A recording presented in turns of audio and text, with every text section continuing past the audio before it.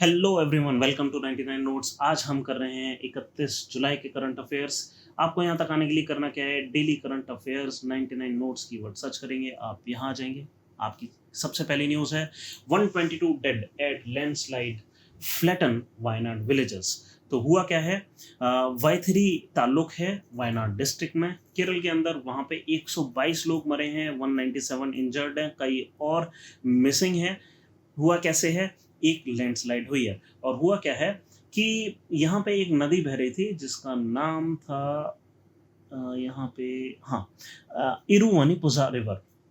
ठीक है, वो मान लीजिए यहाँ मियंडरिंग करके बह रही थी। और वो कह रहा था कि वो बहुत लंबे रास्ते से बह रही थी, और वो कह रहा था कि बहुत ज़्यादा पानी पड़ने की वजह से जो पूरा एरिया है वो सैचुरेट हो गया और बहुत ज़्यादा हैवी हो गया। और इसकी वजह से, अपने वेट की वजह से, वो फ्लो करना शुरू कर गया पूरा इलाका। और इवेंचुअली हुआ क्या उसकी वजह से कि एक मड स्लाइड हुई, और मड स्लाइड में 3 गांव बह गए। ठीक है, हुआ क्या मतलब, यहाँ पे ओवरलोडिंग हुई है लैंड की, क्योंकि लैंड हो गया था सैचुरेट। अब आपको ये समझना होगा कि लैंडस्लाइड और मड फ्लो में अंतर क्या है। लैंडस्लाइड क्या होता है कि एक बड़ा लैंड का हिस्सा अगर ऑलमोस्ट वर्टिकली नीचे आ रहा है, ठीक है, इसको हम बोलेंगे लैंडस्लाइड। बट अगर सेचुरेशन हो गई है लैंड की और वो पानी की तरफ फ्लो करना शुरू हो गया है, उसको हम क्या कहते हैं, मड फ्लो। तो यहाँ पे लैंडस्लाइड एंड मड फ्लो कुछ हुआ है। ठीक है, लैंडस्लाइड मड फ्लो अक्सर एक साथ हो जाती हैं। रीजन क्या होता है इसका, हैवी रेनफॉल, जिसकी वजह से सॉइल सेचुरेट कर जाती है। सेचुरेट होने की वजह से क्या होता है कि वो हैवी हो जाती है सॉइल, पानी का वजन और आ जाता है। फिर अर्थक्वेक कॉज करता है, ग्राउंड शेकिंग, उसकी वजह से वो फ्लो हो सकता है। फिर वॉल्केनिक इरप्शन ड्रेविरी प्रोड्यूस कर सकता है, और स्नो मेल्ट, हमने देखा है ग्लॉफ ग्लेशियर लेक आउटबर्स्ट जो होता है, उसकी वजह से भी फ्लड आ सकती है। ठीक है, और कुछ ह्यूमन फैक्टर्स हैं, जैसे फॉरेस्ट पकड़ के रखते हैं सॉइल को, उनके जो रूट्स हैं। डिफॉरेस्टेशन की वजह से सॉइल स्ट्रक्चर वीक हो जाएगा, फ्लो करना शुरू हो जाएगा।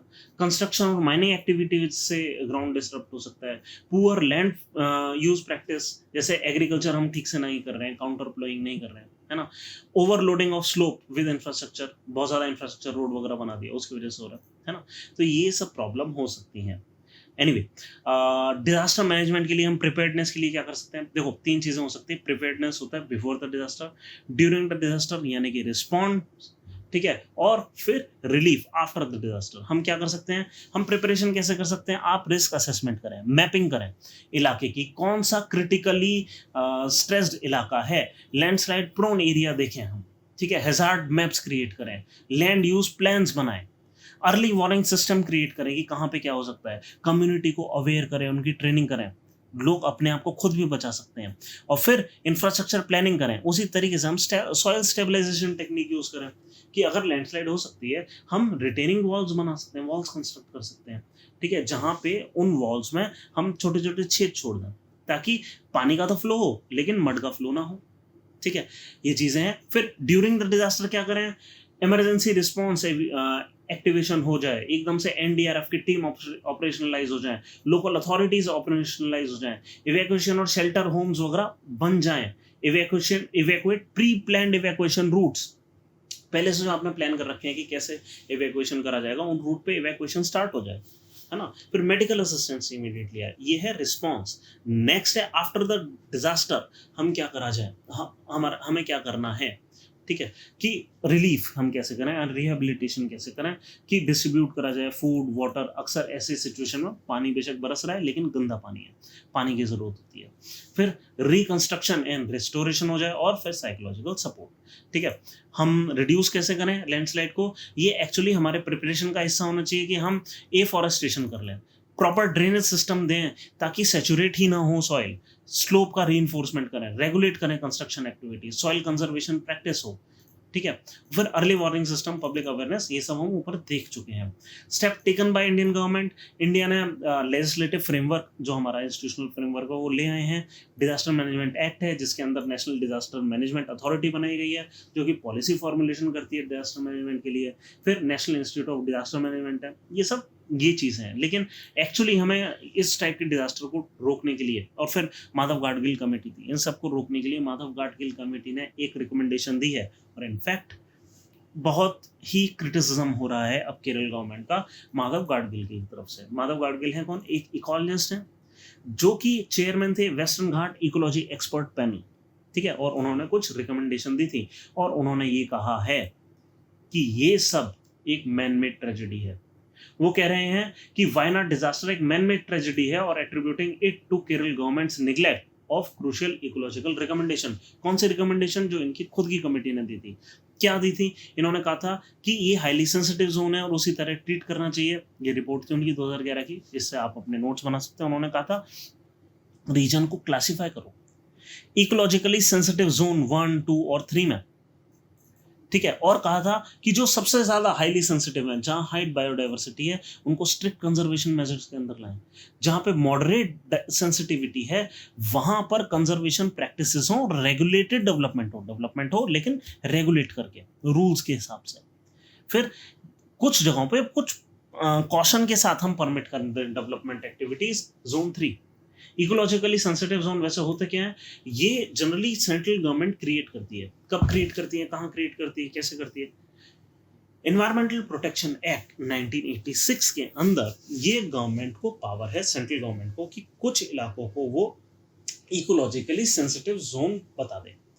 अब माधव गाडगिल कमेटी यही कह रही है कि आप एक काम करें कि कुछ इलाकों को हम ESZ 1, 2 या 3 में दिखा दें, डिपेंडिंग ऑन कितने सेंसिटिव हैं वो इलाके, और फिर वहां पे जोन 1 में स्ट्रिक्ट कंजर्वेशन करा जाए, रेगुलेटेड डेवलपमेंट करा जाए जोन 2 में, और फिर सस्टेनेबल प्रैक्टिसेस हम करें। ठीक है, ये पूरी रिपोर्ट थी कि सरकार अपनी पावर्स का यूज करे और इस तरीके से हम कंजर्वेशन जोन्स बना दें।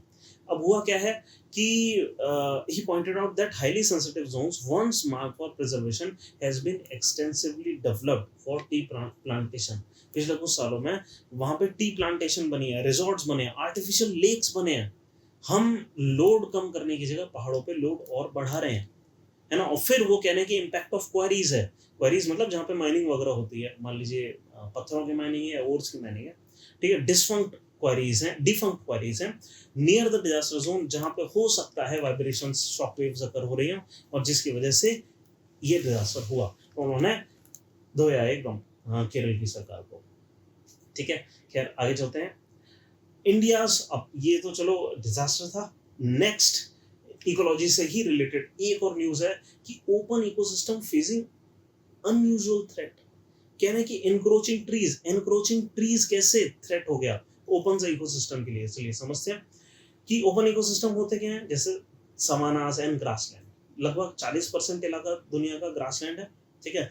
ये न्यूज आई है अब, क्या स्टडी पब्लिश हुई है, ग्लोबल चेंज बायोलॉजी, एक जर्नल है, जहाँ पे की साइंटिस्ट ने बोला है, यूनिवर्सिटी ऑफ विटवाटरस्रैंड, केप टाउन और ऑक्सफोर्ड के कुछ साइंटिस्ट ने ये बोला है कि ओपन इकोसिस्टम खत्म हो रहे हैं धीरे धीरे।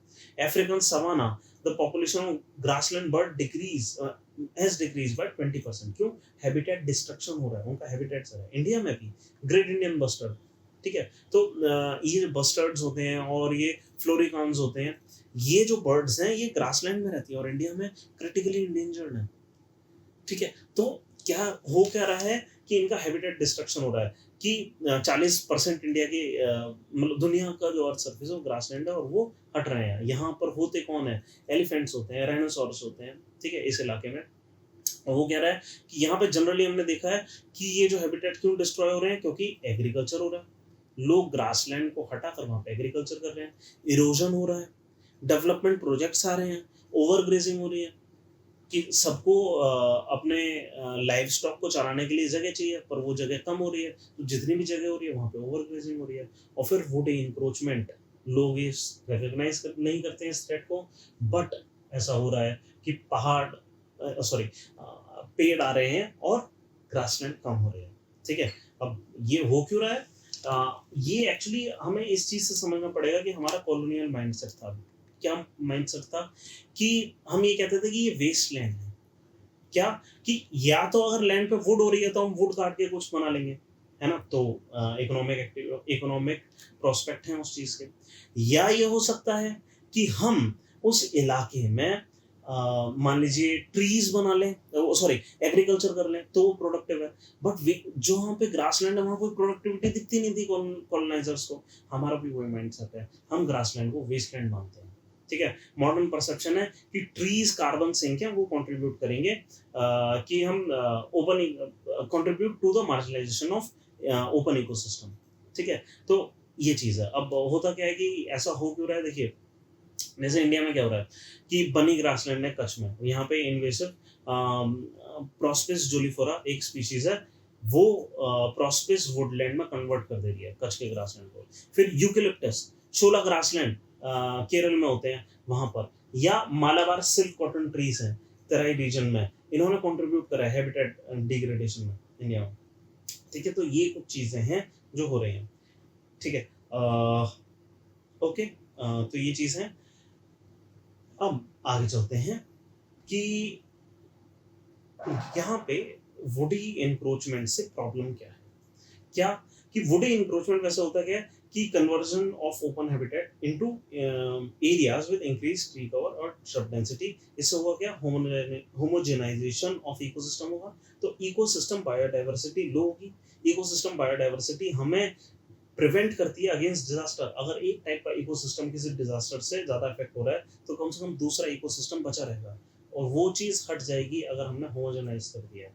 फिर नेचुरल डिस्टर्बेंस रिजीम्स जैसे कि ग्रेजिंग या फायर है ट्रेडिशनली मेंटेन्ड ओपन इकोसिस्टम, और ये are disrupted allowing trees to proliferate. और एक और चीज जो है कि ग्रासेस क्या है, उनकी प्रोडक्टिविटी कम होती है, ट्रीज की प्रोडक्टिविटी ज्यादा होती है, वो ज्यादा तेजी से फोटोसिंथेसिस कर पाते हैं क्योंकि वो एक फोटोसिंथेटिक पाथवे जिसको हम C3 फोटोसिंथेटिक पाथवे कहते हैं उसको यूज करते हैं। Sugarcane C4 photosynthetic pathway use कर सकते हैं, और ये C3 होता क्या है, मतलब क्लोरोफिल के अंदर जो चेन ऑफ रिएक्शंस होते हैं जिससे कि पानी को ऑक्सीजन में कन्वर्ट करा जाता है, उसका एक पाथवे होता है ये। ठीक है, जो कि पेड़ों में बहुत अच्छी तरीके से चलता है, और उससे होगा क्या। और दूसरी चीज ये भी है कि ट्रीज और आगे क्या करते हैं, शेड दे देते हैं, और उसके नीचे क्या है, ग्रास नहीं उग पाती है शेड में, उनको सूर्य की जरूरत है फोटोसिंथेसिस करने के लिए। ठीक है, इम्पैक्ट ऑन ग्रासलैंड क्या है कि इंडिया में ओपन ग्रासलैंड है कहाँ, एरिड रीजन में जैसे कि राजस्थान और गुजरात। फ्लड प्लेन में जैसे तराई रीजन है इंडिया का, तराई रीजन है क्या, जैसे ये इलाका, जैसे ही नदियां बाहर आती हैं पहाड़ों से, ठीक है, तो फिर तो फिर यहाँ पे नीचे एक तराई वेटलैंड टाइप का बनता है पहाड़ों पे। ठीक है, तो ये फ्लड प्लेन्स पे हम ग्रासलैंड देखते हैं। हाई एल्टीट्यूड जोन्स पर हम देखते हैं जैसे हेमिस नेशनल पार्क है ट्रांस हिमालयन साइड पे। ठीक है, और फिर कई स्पीशीज जैसे कि वन हॉर्न राइनोस और बंगाल फ्लोरिकॉन एक बर्ड है, ये सब हमें इन ग्रासलैंड में मिलती है। ठीक है, तो बस यही है, आप याद रखेंगे कि ग्रासलैंड्स को और क्या थ्रेट है। इस बार एक नया थ्रेट निकल कर आया कि पेड़ हो रहे हैं। Next, ministry of mines cancels Reasi lithium auction twice due to lack of investor interest. Reasi है कहाँ, जो आपका जम्मू और कश्मीर का इलाका है, उसमें जो सबसे सदर्न इलाका है, सदर्न इलाके में जम्मू के जस्ट नॉर्थ में रियासी डिस्ट्रिक्ट पड़ता है, पहाड़ी इलाका है। अब यहाँ पे हुआ क्या है कि मिनिस्ट्री ऑफ माइंस ने कैंसिल कर दिया है लिथियम ब्लॉक का option in Jammu Kashmir Reasi district. क्यों? क्योंकि इन्वेस्टर्स का इंटरेस्ट नहीं है। लिथियम है क्या, एक वाइट गोल्ड है, आजकल रिचार्ज बैटरीज में इतना काम आ रहा है कि उसको वाइट गोल्ड कहा जा रहा है। यूज क्या है, मतलब मोबाइल फोन्स, लैपटॉप, ईवीज, हर जगह पे जो इमर्जिंग इंडस्ट्री है वहाँ पे लिथियम की जरूरत है। ठीक है, फिर थर्मोन्यूक्लियर रिएक्शन में यूज होता है। फिर एक मेटल है तो मेटल के साथ मिलकर एलॉय बनाता है, जैसे मैग्नीशियम लिथियम एलॉय है, वो आर्मर प्लेटिंग के लिए काम आ रहा है। फिर लिथियम एल्यूमिनियम लिथियम एलॉय है, बहुत हल्का है, लिथियम भी बहुत हल्का होता है, एल्यूमिनियम भी बहुत हल्का, तो एयरक्राफ्ट डिजाइन में, बाइसिकल फ्रेम्स वगैरह में, हाई स्पीड ट्रेन्स में काम आता है। ठीक है, तो इसको इसलिए क्योंकि इतने वाइड वैरायटी ऑफ यूज हैं, और खासकर ईवी या बैटरी सेक्शन में, तो इसको वाइट गोल्ड हम बोलते हैं। दुनिया में है कहाँ, ये चिले में सबसे ज्यादा है, ऑस्ट्रेलिया और अर्जेंटीना। इनफैक्ट बोलीविया, चिली और अर्जेंटीना, चिले, अर्जेंटीना, बोलीविया, इसको एक लिथियम ट्रायंगल बोला जाता है। कहाँ पर पड़ता है, साउथ अमेरिका में। 3 जगह हैं, 3 देश हैं, चिले, बोलीविया और अर्जेंटीना। तो ये जो ट्रायंगल होता है वो होता है हमारा लिथियम ट्रायंगल। अब लिथियम रिजर्व इन इंडिया है कहाँ? प्रिलिमिनरी सर्वे शो कर रहा है कि हमारे पास 14,000 टन का लिथियम है दुनिया में, इंडिया में। कहाँ पे? कर्नाटक के मंड्या डिस्ट्रिक्ट में। इसके अलावा राजस्थान, बिहार, आंध्र प्रदेश में कुछ जगह माइका बेल्ट्स पे, ठीक है। पेग्माटाइट बेल्ट्स में ओडिशा और छत्तीसगढ़ में, ठीक है। कोबरा माइंस वगैरह है वहां पर, और फिर रन ऑफ कस्ट गुजरात, ठीक है। क्यों ऑक्शन खत्म हो गए? क्योंकि दोनों बार हमें बिडर्स पार्टिसिपेट होते नहीं दिखे। पहले 3 बिडर्स की रिक्वायरमेंट थी तो 3 बिडर नहीं आए। दूसरी बार में वो रिक्वायरमेंट हटा दी गई तो भी एक भी बिडर नहीं आया। तो कोई क्वालिफाइड बिडर हमें मिल ही नहीं रहा है। क्यों? क्योंकि हमें लग रहा है कि जो बिजनेसेस हैं उनको ये लग रहा है कि एक्सट्रैक्शन में डिफिकल्टीज है, इनसफिशिएंट डेटा है, हमारे पास डेटा नहीं है। हमारी प्रॉब्लम क्या है? जो इंडिया यूज कर रहा है, United nation framework classification use कर रहा है डेटा बताने के लिए, इकोनॉमिक वायबिलिटी बताने के लिए, लेकिन दुनिया आगे जा चुकी है। Committee for mineral reserve international reporting standard इसको यूज कर रही है। यहाँ पे डेटा और बेहतर होता है। अब क्या है, क्योंकि बेहतर डेटा है नहीं, इनसफिशिएंट डेटा है, तो कोई यहाँ पे माइंड नहीं करना चाह रहा है। हमें नहीं पता है इसकी एक्चुअली एसेट की वैल्यू क्या होगी, ठीक है। तो no feasibility study has been conducted to assess lithium extraction. कोई feasibility स्टडी इसके लिए हुई नहीं है अभी तक।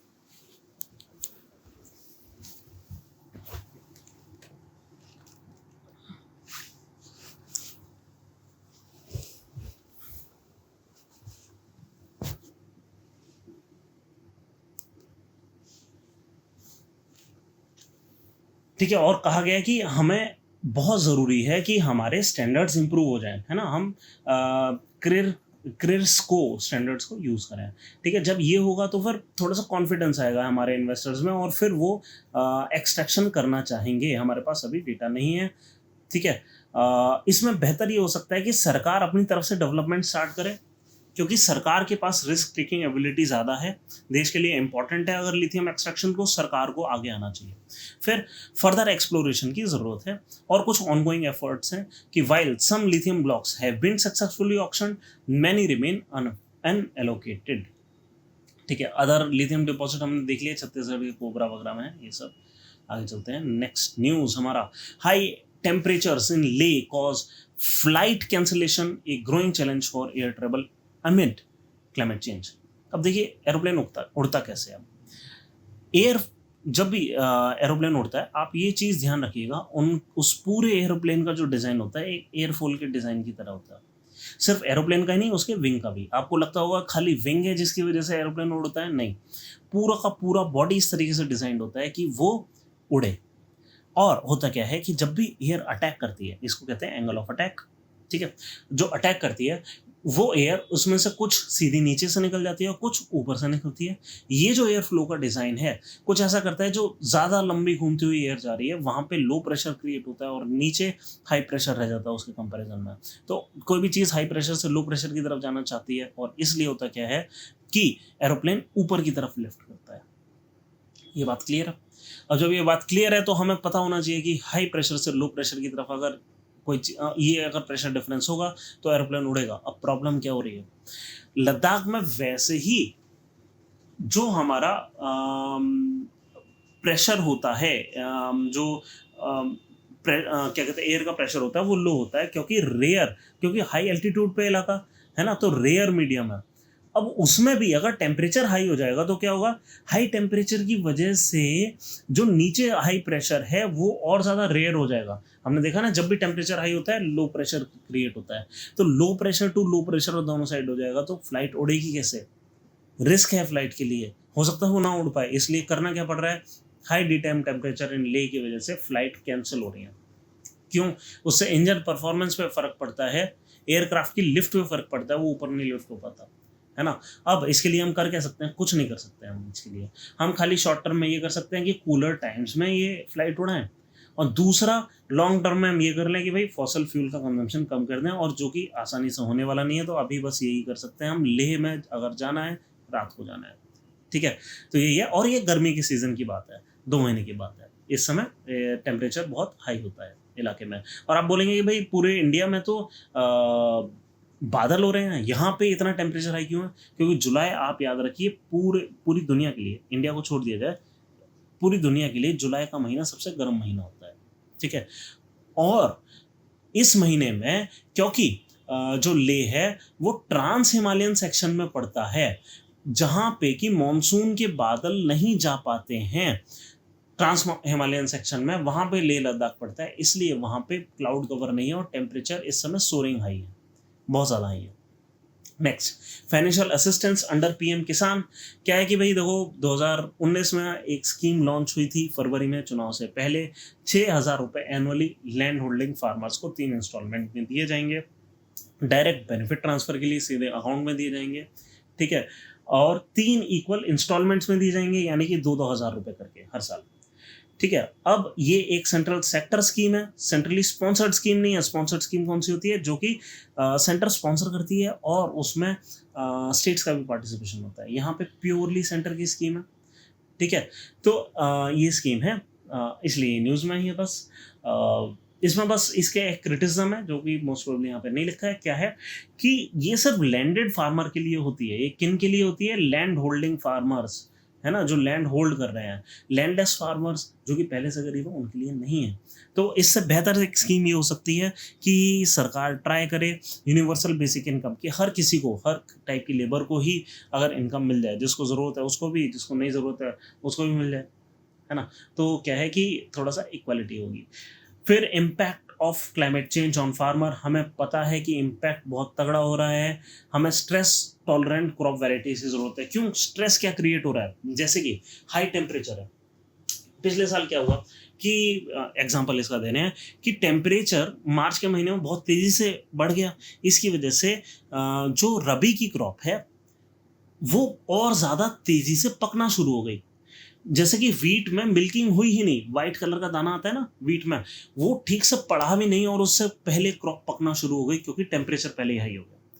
उससे क्या हुआ कि जो यील्ड है, जो वेट था वीट का हर दाने में, वो कम रह गया, है ना। ऐसा होगा आगे, क्योंकि टेम्परेचर चेंज हो रहा है, हमें एक्सट्रीम वेदर इवेंट जैसे कि बारिश का सामना करना पड़ रहा है, और इसकी वजह से क्या है कि हमें टॉलरेंट वेराइटीज की जरूरत पड़ रही है। और ये न्यूज़ में क्यों है, इसलिए क्योंकि इस साल सरकार ने बजट में, यहाँ पे आप क्लिक करके बजट पे जा सकते हैं, बजट में ये इंट्रोड्यूस करा है कि 109 high yielding and climate resilient varieties को इंट्रोड्यूस करा जाएगा 32 फील्ड एंड हॉर्टिकल्चर क्रॉप्स के लिए।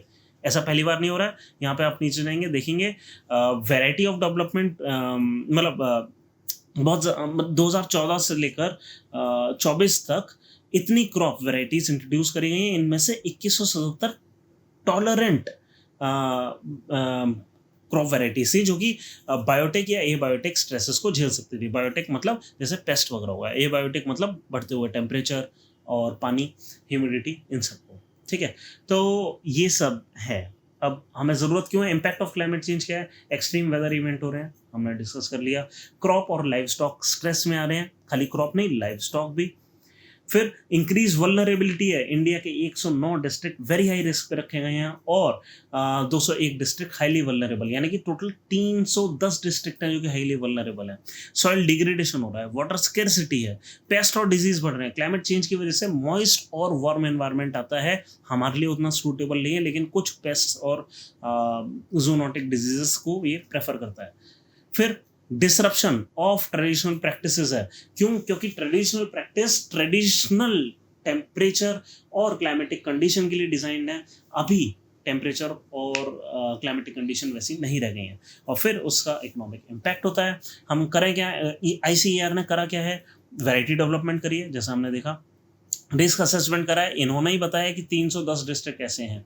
फिर कंटिजेंसी प्लान्स बनाए उन्होंने, district agriculture contingency plan for extreme weather event उन्होंने बनाए हुए हैं।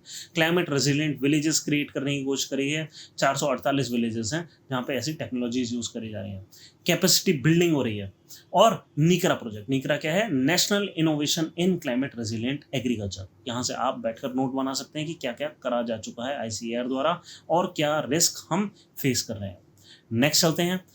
PM Pranam initiative aims to complement the effort of state and UTs to save health of Mother Earth।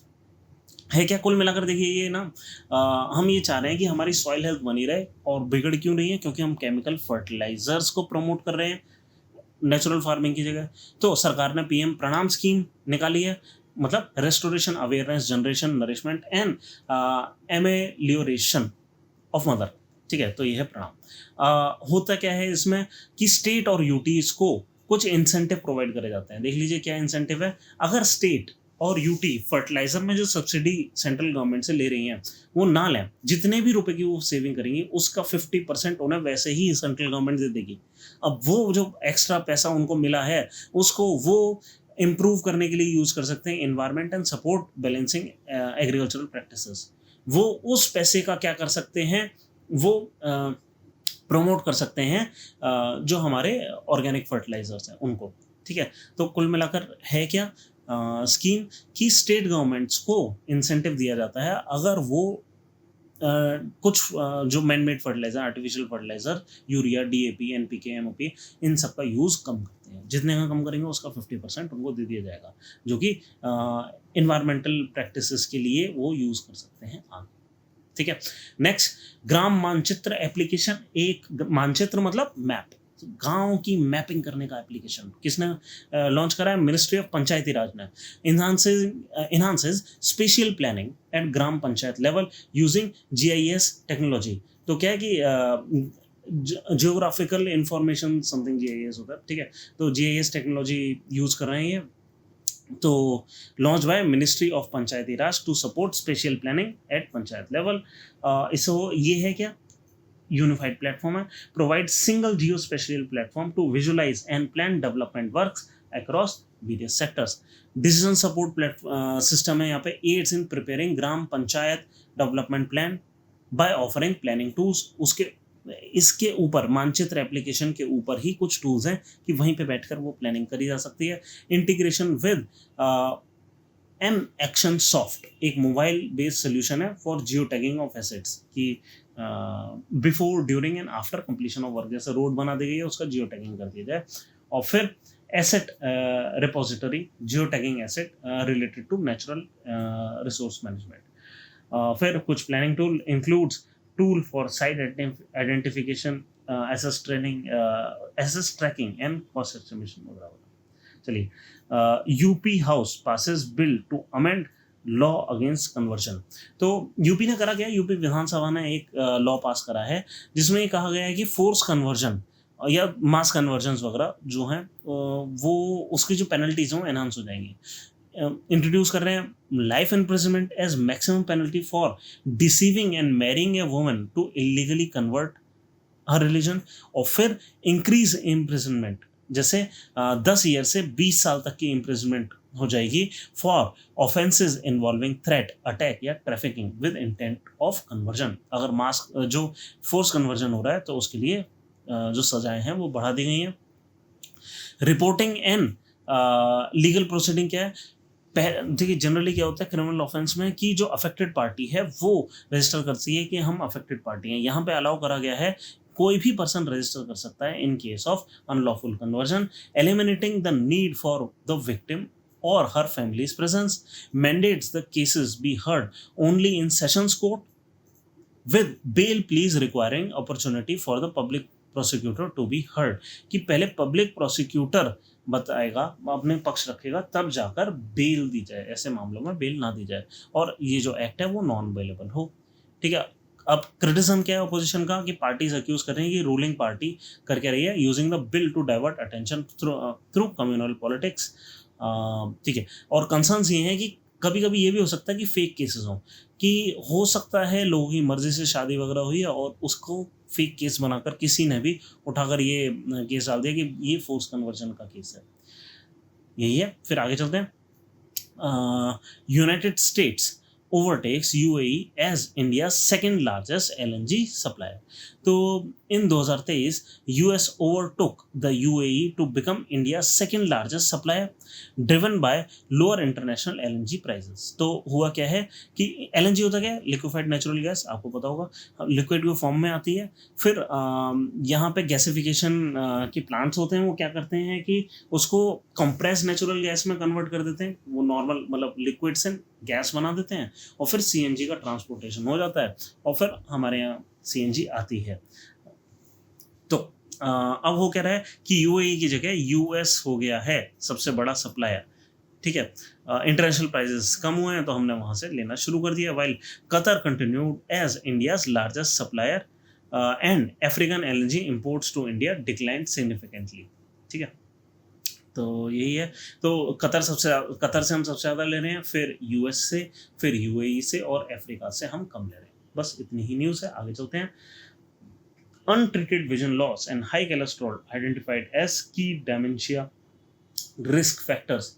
लोगों को डेमेंशिया हो जाता है, भूलने की बीमारी, अगर आप विजन लॉस को अनट्रीटेड छोड़ दे रहे हैं। और हाई कोलेस्ट्रॉल, ठीक है, तो ये कहाँ से है, लैंसेट की एक रिपोर्ट है जिन्होंने ये बोला है। अब डेमेंशिया क्या होता है, भूलने की बीमारी, यूजुअली क्रॉनिक होती है, हमेशा रहती है और प्रोग्रेसिव इन नेचर होती है, बढ़ती जाती है। That leads to deterioration of cognitive function, यानी कि बंदा मतलब एबिलिटी टू प्रोसेस थॉट ये नहीं हो पाती हमारी। ठीक है, तो हाउ टू मिनिमाइज रिस्क, हम हेल्दी वेट मेंटेन करें, है ना, ओबेसिटी को ट्रीट करें, हाई कंजम्पशन ऑफ एल्कोहल वगैरह थोड़ा कम करें, make screening and treatment for vision loss accessible to all. कई लोग अपने आंखें ही नहीं चेक कर पाते हैं। Reduce exposure to air pollution, prevent, क्योंकि इससे भी कोलेस्ट्रॉल बढ़ता है, प्रिवेंट और reduce hypertension and maintain systolic blood pressure, जो हमारा ब्लड प्रेशर है वो हम मेंटेन रखें। Untreated vision loss accounts for 2% of dementia cases, और ये सब है। ठीक है, और ज़्यादा इसमें कुछ है नहीं। तो यही है आज के करंट अफेयर्स।